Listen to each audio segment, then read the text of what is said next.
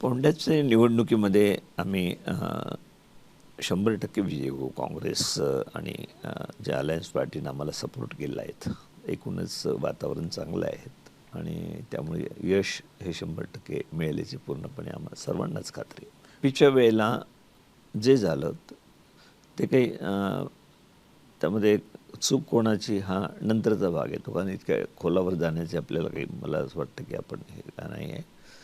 परंतु एकत्र आलो असतो तर आणखी आपण चांगले रिझल्ट देऊ शकलो असतो दोन्हीकडनं. दोघांनाही त्याचा उपयोग झाला असता, कारण BJPला बाजूला करण्याकरता आपल्याला सगळ्यांनी एकत्र यावं लागेल. ही भूमिका तर काँग्रेस पक्षाची आहेच. पॉलिटिकली BJP आयडिओलॉजी आणि काँग्रेस पार्टीची वेगवेगळी आहेत, स्पष्ट आहे. त्या आयडिओलॉजीशी आम्ही कदापि तडजोड करणारच नाही आणि इतर पक्ष जे काही वारंवार सांगतायत की आम्ही सुद्धा तडजोड करणार आणि BJPला आम्हाला बाजूला करायचं आहे, त्यावेळेला एकत्र येण्याची भूमिका घ्यावीच लागेल. आम्ही असं एकदम आम्ही करणार नाही असं आम्ही म्हणणार नाही, परंतु सर्वांनीच तो विचार जर तुमच्या मनामध्ये असेल की BJPला आपण बाजूला केलं पाहिजे, त्यावेळेला एकमताने आपल्याला पुढे जावं लागेल. कुठेतरी त्यामध्ये सर्वांनी एकत्र होऊन पुढे जाणं गरजेचं आहे असं माझं स्पष्ट मत आहे. त्यांनी ज्यांनी जाहीर करतील किंवा आम्ही सोबत जाऊ त्यांच्याशी आम्ही चर्चा करू. चर्चा करायला कुठे अडचण नाही आहेत. तसे गोवा फॉरवर्डशी केले होते, तसे RJC सोबत आम्ही चर्चा करू.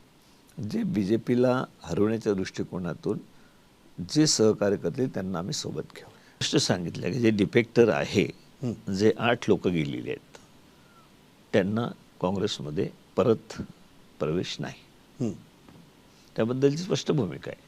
त्याच्याबद्दल काही तडजोड होणार नाही. डिफेक्टरच्या संदर्भामध्ये तडजोड नाही. ते पार्टीचे लीडर आहे विजय सरदेसाई. मागच्या सुद्धा निवडणुकीमध्ये 22च्या निवडणुकीमध्ये विधानसभेच्या ते अलायन्समध्ये होते, त्यावेळेस अलायन्स म्हणून तशा प्रकारे हे केलं त्यांनी. आणि जिल्हा परिषदमध्ये सुद्धा आम्ही अलायन्स एकत्रपणे लढलेलो आहोत. शेवटी त्या पार्टीच्या नेत्यांनी ठरवायचं असतं की आपली भूमिका काय ठेवायची, आपल्याला काय वाटतं, आणि त्याच्यानंतर आम्ही काय म्हणायचं त्यांनी सेकंडरी येतं. अशीही चर्चा सतत आपल्याला ऐकायला येते की विजय सरदेसाई सारख्या नेत्याने आता काँग्रेसमध्ये जायला पाहिजे. डेस्क इन्चार्ज म्हणून आपल्याला हा प्रस्ताव कसा वाटतो? नाही, प्रस्ताव एखाद्या पार्टीच्या लीडरच्या संदर्भामध्ये मी असं वक्तव्य करणं की त्यांना आम्ही पार्टीमध्ये घेणार, तर त्यांची उलट प्रतिक्रिया काही येऊ शकतं. हां, मग त्यामुळे तुम्ही खूप डिप्लोमॅटिक भूमिका घेतात या प्रश्नावर. नाही, प्रश्न तो नाही. प्रश्न त्यांची भूमिका काय त्याच्यावर सगळ्या पुढल्या गोष्टी अवलंबून असतात.